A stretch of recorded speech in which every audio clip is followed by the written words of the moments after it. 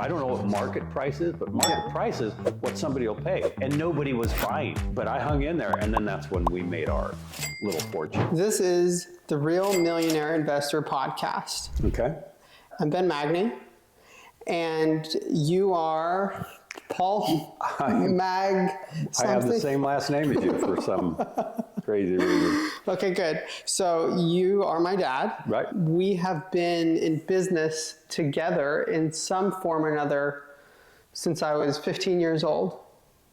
You were one of my first jobs. Right. First was actually Pierre, and then you bought Fort Harrison when I was 15.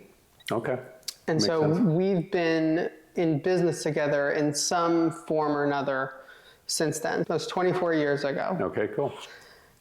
I think the monumental moment about this is that in all of the 24 years that we've done something together, this is the first time I'm in charge, motherfucker.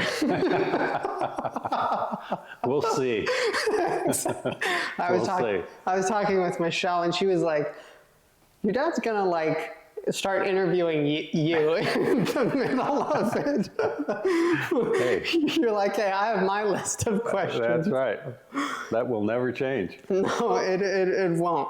But the reason that I decided to do this is I became a realtor after all of our years of working together and realized that there was a very big disconnect between what most people think real estate is and what it takes, and the way it's kind of presented. There's a lot of kind of real estate gurus that go, this is just what you have to do, these 10 steps.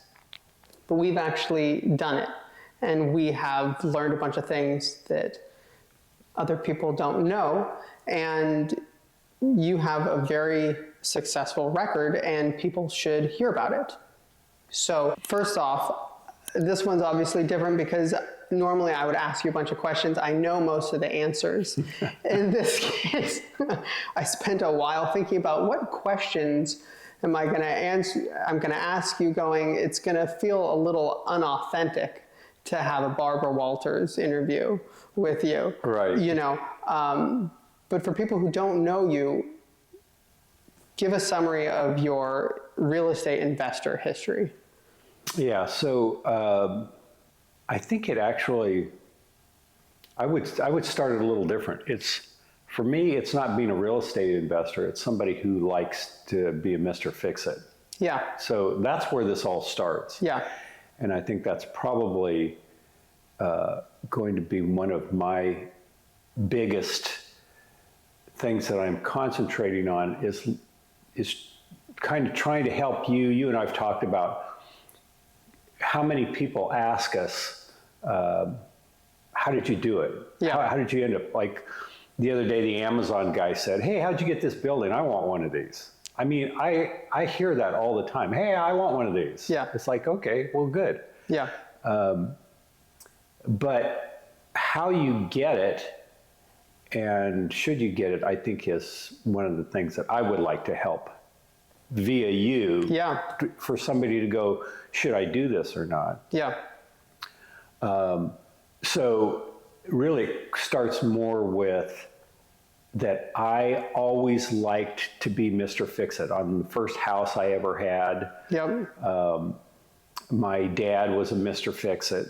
You know, I'm one of 8 kids in a big Catholic family, and I don't know whether he was just handy, he's a petroleum engineer, or whether that's just kind of the way it was done back in the day. You didn't call a plumber, you didn't call an electrician. You know, if stuff was, he'd be inside the box and stuff would be sparking, and that was okay, you know? It wasn't like, you don't know what you're doing. It's like, So I think that's really where it starts, is for me, I started, helping my dad. Yeah. That's back when you went to saw a board and it was a saw. Yeah. That you went, I mean, it takes you 15 minutes to cut 1 2x4. Imagine if you're building a big project. So to me, that's kind of where it starts, Yeah. is that I liked fixing things. And, not to cut to the chase too fast, but I think it's part of what a person really needs to understand. Real estate is, the physical part of it is, it's a property, it's a building. You know? If for some reason you don't like doing that stuff, and when I say don't like, it's more along the line of, if you want to know how to do stuff, you're probably going to be fine. Yeah. But if you don't like doing things, you know, the sons-in-laws that we got from your two sisters, their first Christmas, I bought them tools because they didn't have any tools, right? Yeah. And so they have learned, because they wanted to, they've learned at least the basics of power tools and that kind of stuff, just to be part of this family, right? Yeah. But anyway, the thing about getting involved in real estate is like, oh, I already know how to fix something. So it wasn't like day one, we buy our first property in 2000. I looked forward to going to work on my properties on the weekend. Yeah. Like, to me, that was fun. Yeah. And so I think that's a big kind of a self-check. If you're the kind of person that either doesn't care about that kind of stuff or abhors it, then, you know, I'd say steer clear, because you're going to spend all this time going, God, I've got to go. I mean, literally, when we're through with this, I've got one of my guys and we're going to go put a toilet in.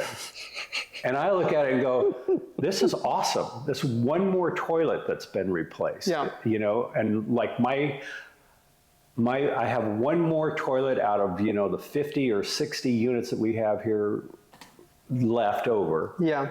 And gosh, and I'm going to have a nice brand new toilet. Like, I have enjoyment from that. If somebody's, you know, watches this and goes, oh my God, that sounds like the worst day ever, you know? Then go buy then go buy some more stock or something like that. Yeah, get some stock.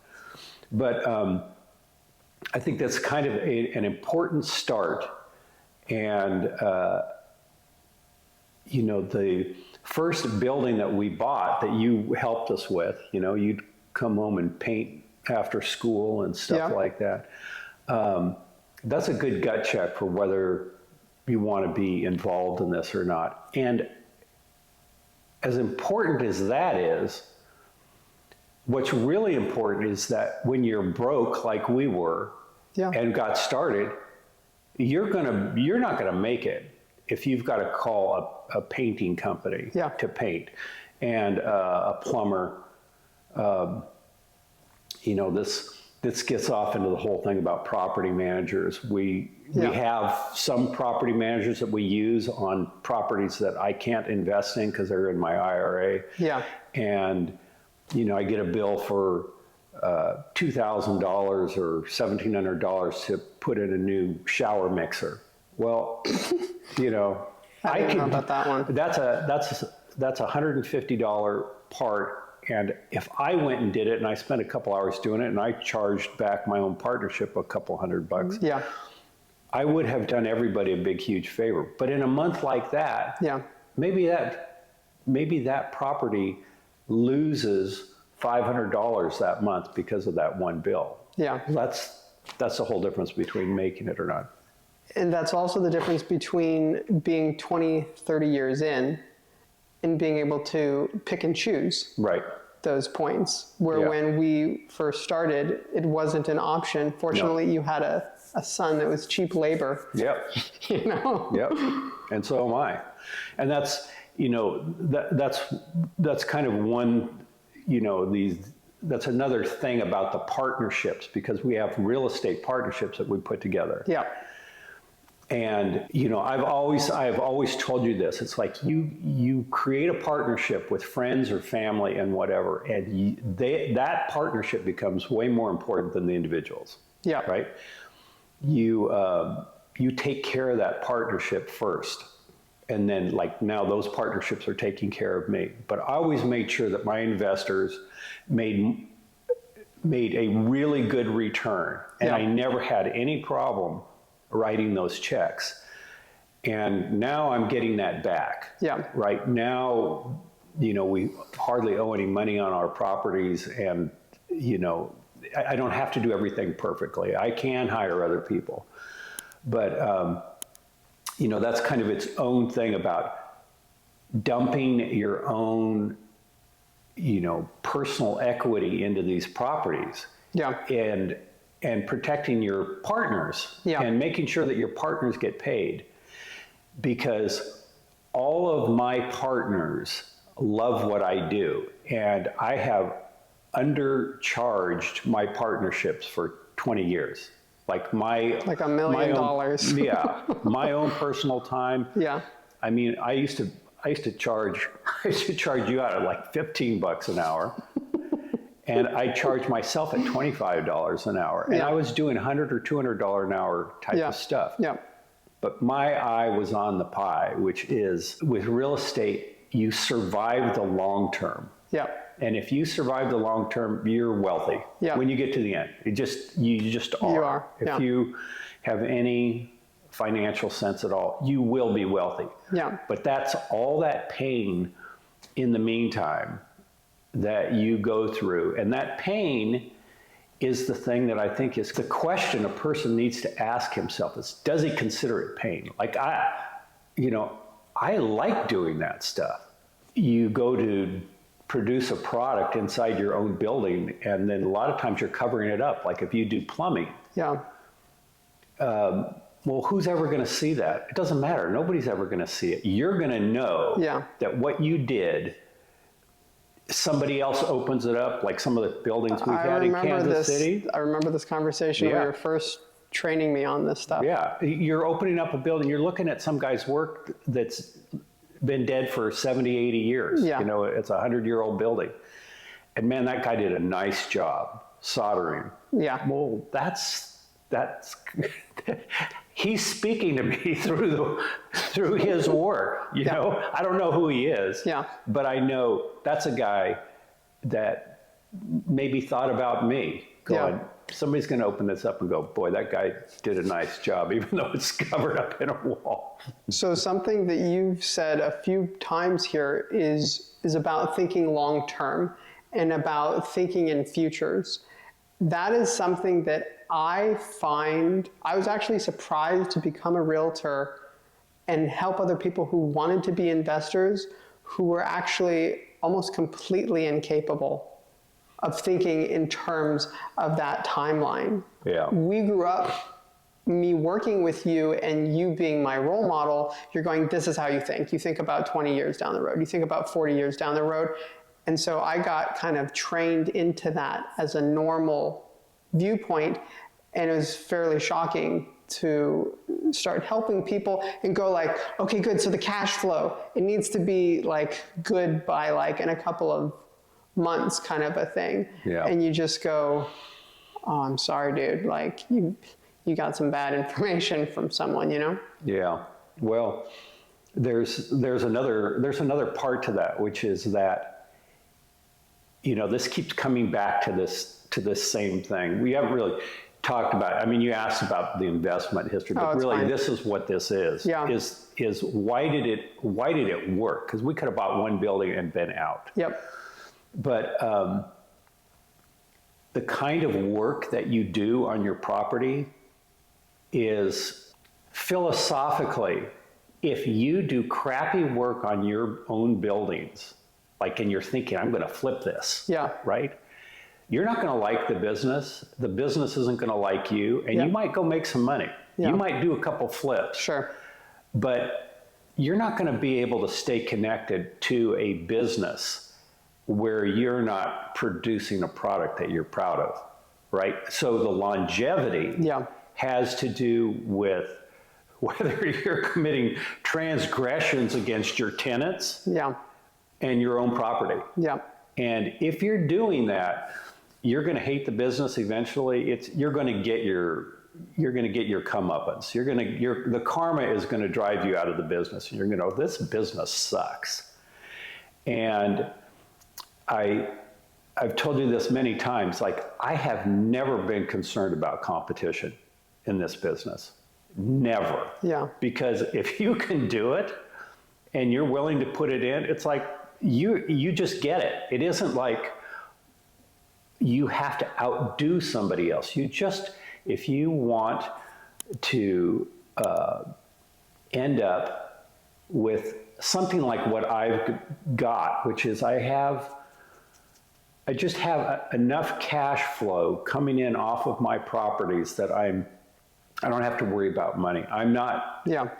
Money isn't my goal. My family is my goal, you know, and I like to party. I like to drink wine. I like to eat nice food, and I like to travel. Yeah. But I work my ass off. And you have for And a long I time. have, and I really won't ever stop because I like doing that. Yeah. But it kind of comes back to this thing of, if you get a piece of real estate, it's got two main elements to it. And this comes back to the first property that we bought in 2000. You immediately go, there's two main divisions in real estate. There's of the kind of that we're involved in. Yeah. Landlording. There is the tenant base and there's the physical structure. Yep. And Claudia, your mom, my wife, was great with people. Yep. And when I say great with people, she cared about people, right? Yeah. And I cared about the property, and I'd be there on the property and I have somebody come up and go, well, you know, my blah, blah, blah, you know, and I got gonna pay the rent. I was just like, immediately I realized I'll go crazy with that stuff. I don't want to hear that crap. But Claudia's like, oh, well, tell me all about it, and you know, and get the rent collected, and you know, the two of us in that division made a huge difference. Yeah. And I think that if somebody was wanting to, you know, start buying a property, and there was some kind of a division where one person liked to be a Mr. Fix-It or wanted to be or had like an affinity toward that. Yeah. And then the other person didn't mind the tenant-based stuff.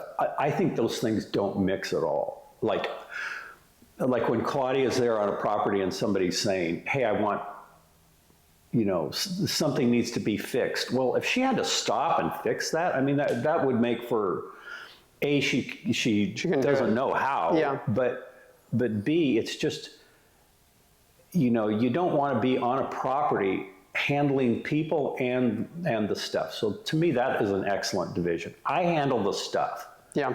And people are like, blah, blah, blah. It's like, good, talk to Claudia.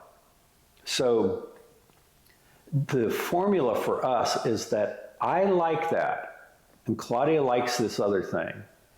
And, you know, I end up being the overall boss. It's not an equal exactly thing. I'm still the boss as far as making the final decisions about, okay, you know, Claudia will go, well, this person's way behind in their rent and blah, blah, blah. And I'm like, okay, we've had enough of that person. We're going to have to move on from them. Yeah. But the day-to-day stuff is handled by us separately. Yep. So, you know, this is kind of the longer answer to all the things that we got involved in and why we grew. Yeah. We would have never grown if I couldn't, you know, with your help, obviously, if we couldn't confront having huge amounts of just stuff. Yeah. I mean, you get a building, and the stuff we had in Kansas City, built in 1910, 1915. I mean, we loved those buildings, but those suckers were falling apart, you know? It's funny, in Florida now, to go from growing up, buying these buildings that are 100 years old, you open them up and that's duct taped to that, and like all sorts of like, who did bad work in the 40s, who did bad work in the 70s, who did bad work in the 90s, and then when I became a realtor, which was primarily for investment, but I do residential, the dichotomy of what we dealt with versus the person going to look at a property and they're concerned because it was built in 1993, and it's so it's quite old, Right. you know, and oh my gosh, and the AC unit is 9 years old and stuff like that. Yeah, shit, we didn't even have AC units in half No. of our stuff. It's like, what was a window unit? But as opposed to saying, okay, we got this one building and then, you know, we sold that first one, we flipped the first one. And I mean, that's when I didn't realize. How long did we actually have Fort 1 year. Harrison? We had Fort Harrison for 1 year? Just 1 year. That's wild. Yeah, we bought it for $200,000 and sold it for $300,000. We're like, yeehaw, because I wanted $100,000. I didn't want a building. I was like, shit, $100,000, man, that was a big deal. And then immediately I went, oh, I don't have a building. I just sold the cash cow, right? Yeah. And I think we kind of like banged into it, and that was the first, you know, that was the first time we had, you know, cockroach-infested apartments. Yeah. And it's when we used to get grossed out by those things. And we had incidents with tenants. I remember and it we was had an all eviction. brand new. We had the one unstable girl who had my hot water gosh. steam running in Like 24 hours a day. 24 hours a day. We had this huge water bill. She had her whole apartment steamed. The paint was bubbling off the wall. And finally, I think, you know, her parents came and got her. But she was, anyway, this was the first time us running into a tenant base where you're just like going, holy crap, who could ever be in this business? Yeah. And then you start going, okay, there's ways to get through this, and you start seeing, okay, these are little machines, Yeah. right? I mean, I wish I would have never sold that. I would still love to have that They've building back. painted it within the last year. Have you seen that? Yeah, it I no see. longer has the red. It has a nice, like, soft color. I mean, it looks nice. So there. But that was the first one. Bought it and then sold it and went, okay, then you're hearing crickets like, wait, I just sold the game. I mean, I was working at the time. Yeah, but yeah. Did you always intend to sell Fort Harrison, or why did we sell that? That was our first experiment. When I found I could make $100,000 in a year off of a building, Yeah. I didn't know if that's what I was doing. Am I flipping apartments, okay. right? Yeah. And then you realize, oh, I just sold the thing that if I would have accumulated it, you know, it would still be paying me today, kind of a deal. But that has more to do with where we were financially at that point in time. I was, you know, I had a decent job. It was a desk job. I Yeah. didn't like it. You know, I ran an accounting department, and it was, you know, I wasn't happy. Yeah. And, you know, this kind of comes back around this thing about what you choose to do in life, Yeah. you know. And here's one of my other things that if people care, you know, people seem to look at you and they go, oh my God, how did you do this thing and why? But this comes full circle to making sure that you get involved in something where this thing that we've talked about before. The freedoms of real estate is that if you do it right, you end up with a boatload of cash. Yeah. Right? It's hard work, but you end up with, you know, like for me, a very substantial monthly income where it's just going to keep going, and I'm not having to worry about retirement. Yeah. And I get to work on my own stuff, which I love to do. Yeah. But the barriers to real estate, especially being landlords, is crazy, bad experiences with tenants, right? People tearing your stuff up, people not paying, people being rude, and these are all the exceptions. Yeah. You know, in general, our tenants love us and we love them back, but you have that percentage. And then you have just this constant thing that if you're if you have a building, that thing is falling apart. If you listen closely enough, it's falling apart like right now, you know? Yeah. Or somebody's breaking your shit, you know? So if you don't like that, Yeah. like those are the barriers. If you don't like that and that upsets you, Yeah. crazy tenants upset you, people breaking your shit, if that upsets you, you're in the wrong business. And that took us a while to actually get to a point where we're like, nope, you break it, we fix it. How long do you think before that switched in your mind of where you were no longer thinking this is an annoying exception to the rule? Where I was afraid of what was being broken. Before I was upset, well, I think there's various levels of that because I don't think it was till we started buying the stuff in the Midwest. Yeah. And you end up 2006. Yeah.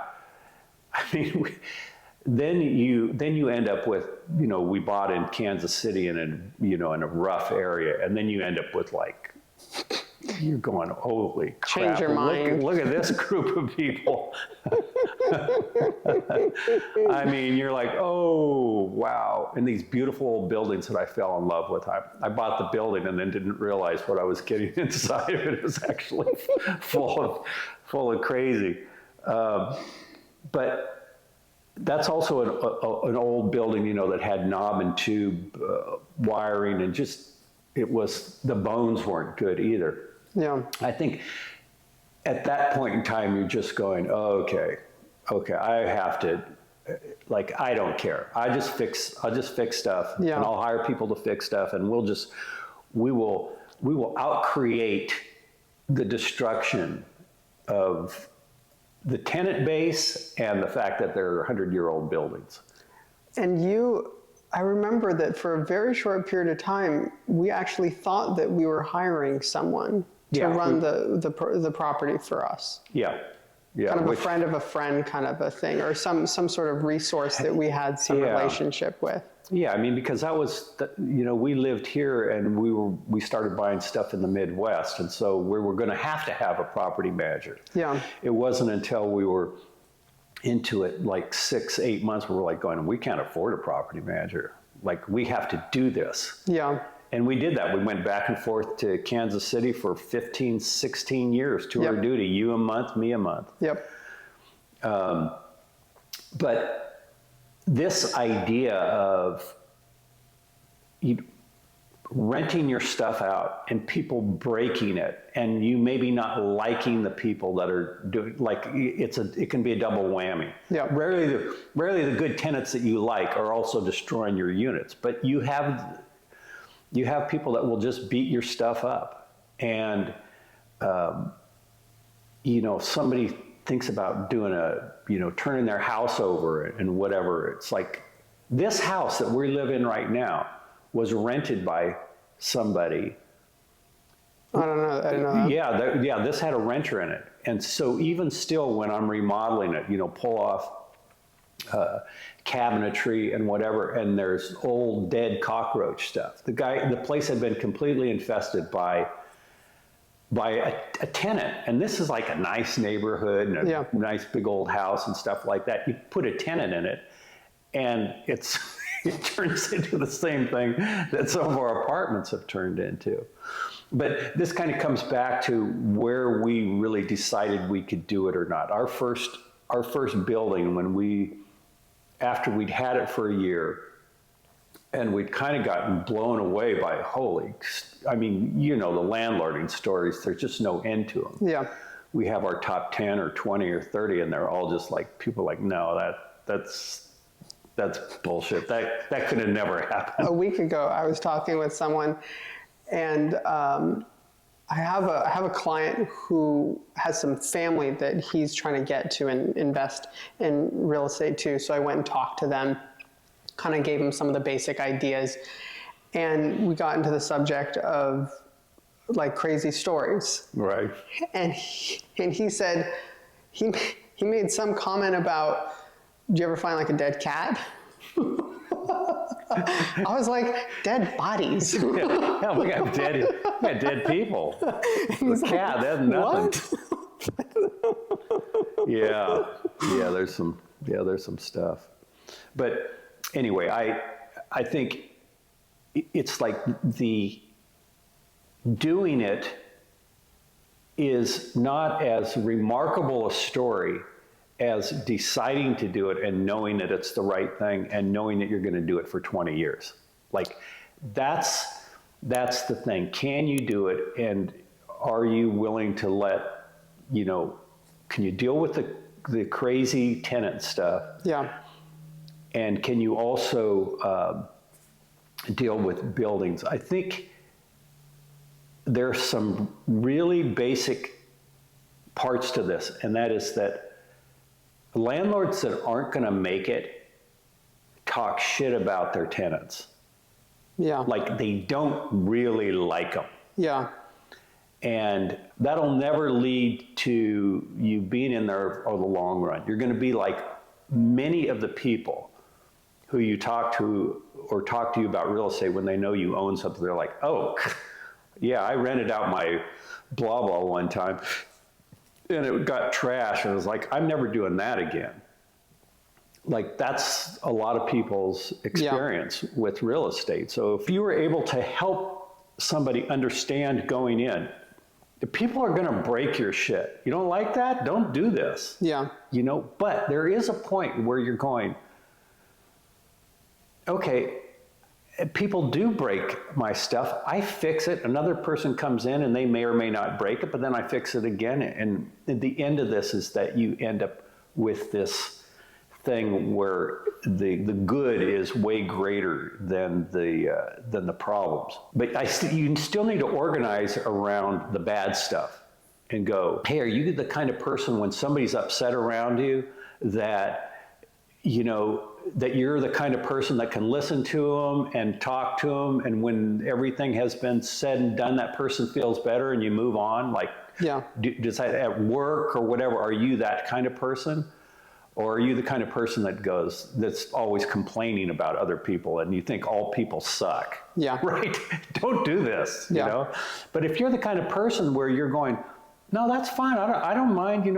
People look at me and go, yeah, you're good. You're good at handling people.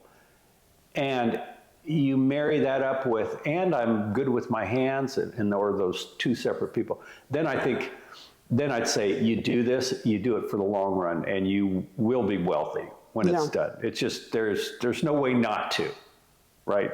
But that's basically my 2 cents worth on the thing. The rest of how you get there. Yeah. And then, you and I built up something that was big. Yeah. And it was non-sustainable because we would have to go to the property manager route. That's a different story. Yeah. About how big you can be and how do you transition into making it something that is like a big company. Yeah. That's yet a different story. But for an individual to become wealthy, do it. If you can do it for 20 or 30 years and you can handle tenants and you can handle the physical plant, you'll make a nice living out of it. Yeah, absolutely. And I think another thing that we had to do, especially in Kansas City, is when we had the crazy tenants, we had to find ways to kind of appreciate the good things that came with it. Like I remember going, I have to remind myself that I can't remember some of the tenants' names because it's a guy, he lives in an apartment, he pays his rent, he smiles, he goes to work, takes care of his life.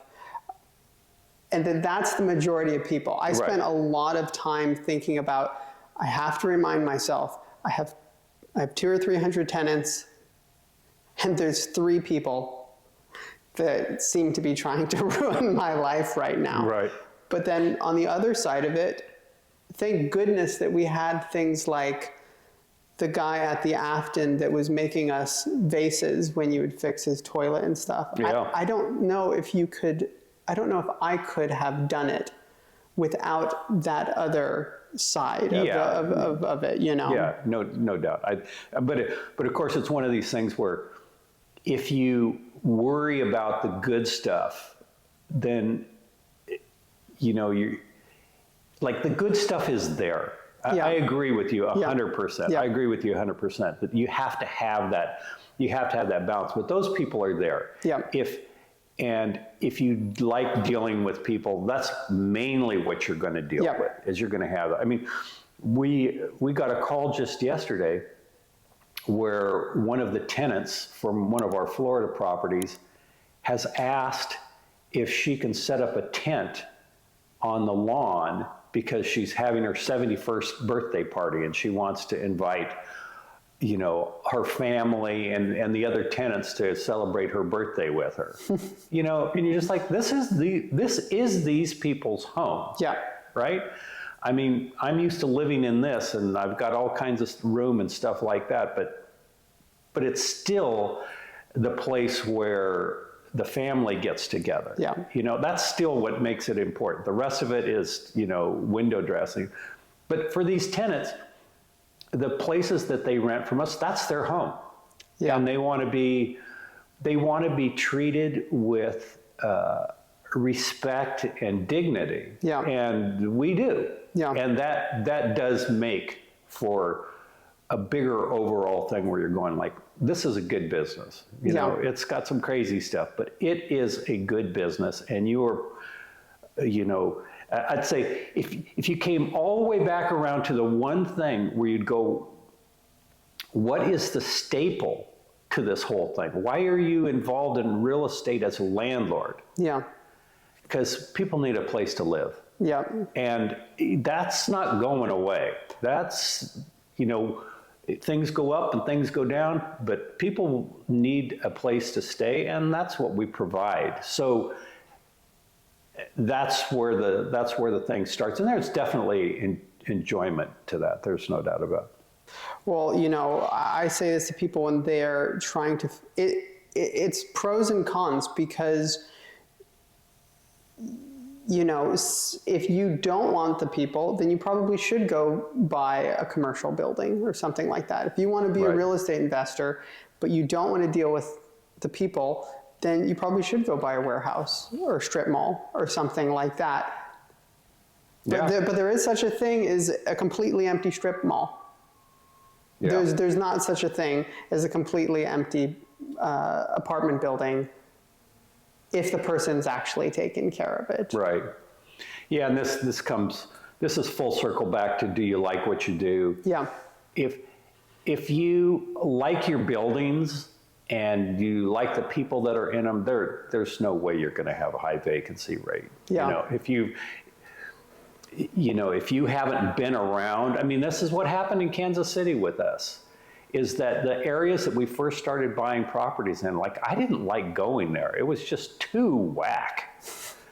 And that's when we knew, okay, I got to get out of there. I got to sell this stuff because I didn't like going there. Yeah. You know? We didn't want my son to come when he would come as a baby. It was like, I don't want Archer going to Gladstone. Yeah. Oh my God. Yeah. Anyway, so that's a point where you got to get out. You have to be proud of your building and like the people that are in them. And when, let's say, they're in them, boy, don't get the idea that has anything to do with race or money or anything like that, because we had it all. Yeah. We had every ethnicity, and we had every kind of person from sweet to just like criminal. Yeah.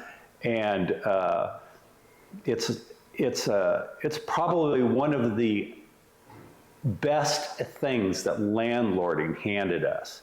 We will never be able to be prejudiced, because we've seen good and bad of every group on the planet. we've seen the trashiest of whites and the sweetest of blacks, and the guy with a gun and the guy running drugs or sex out of his apartment. I mean, and then the most fantastic, beautiful people. Yeah. It's like, pretty soon you're able to just look at the person in front of you and go, okay, what have I got here? Because in general, people are trying to make a go of making a good life for themselves. And that's whether they're living off of a $1,345 Social Security check or whether they want to be the next real estate mega investor. There's a lot of similarities to those people. Well, good. And by the way, I think we need to do this about 20 times. Okay, I spent a bunch of time thinking of how in the world to do a 30-minute interview with of 20 years. But I think that the biggest thing that I admire is your perseverance on this. And I think that is a big thing if I could think about something, because I was going, what do I want to have my dad say that would inspire the people who want to do this, is that you had a lot of opportunities to give up, I think. Maybe you don't feel it was that way, but no, I'm too stubborn. There's a lot of people who would have bought Gladstone and then that was it. Yeah, I mean, absolutely. We've talked about this on the block that we had our apartment buildings. Yeah. There was investors from California, and I mean, it looked like a good deal on paper. So we had all these outside investors, but of the 10 or so buildings on that block, there was only me and one other guy that survived the downturn in 2006 through 8. And I just was like, I'm not going anywhere. I don't care. I've got nowhere to go. It's like, I'm making this thing work. And, we bought something that, I paid $650,000 for it in 2006. And by 2009, you couldn't have gotten somebody to pay you $50,000 for it. I don't know what market price is, but market price is what somebody will pay. And nobody was buying. Yeah. Right? But I hung in there, and then that's when we made our little fortune, is because then I became a buyer, and I picked up a bunch of this stuff in even some better neighborhoods, and it and it worked. But perseverance is a big deal, but I like to work, so that's not an issue for me. Good. Okay.